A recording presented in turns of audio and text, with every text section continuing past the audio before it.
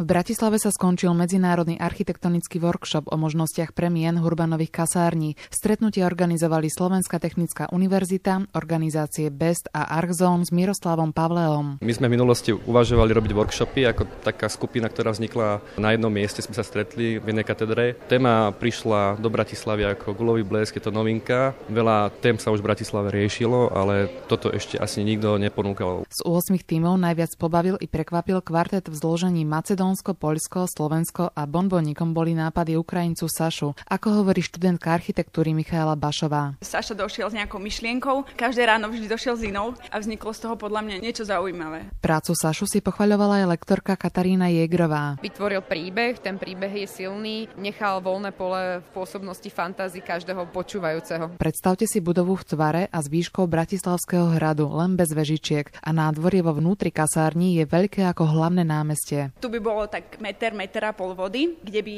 ponad to prechádzali také mosty. To bola vlastne iba idea, ktorá by spájala tie podlažia jednotlivé v celom tom atriu. Odtiaľto by pokračovala tá naša Stream of Love, ten náš potôčik lásky, ktorý by pokračoval vlastne do toho Dunaja, kde by plávali tie loďky a kde by ľudia zachytili tú atmosféru a vedeli by, že aha, odkiaľ to asi ide, a prilákať tých ľudí tam a zažiť niečo iné ako samý betón a samé autá. To, čo videli architekti za bránami kasární, sú paradoxy. Ľudia sediaci na lavičkách na Dunajskom nábreží v Starom meste sa namiesto na veľtok pozerajú na protipovodňovú ochranu. A Bratislava je pritom krásavicou na Dunaji. V každom prípade na kasárne máme byť hrdí, veď im dali aj reklamný slogán.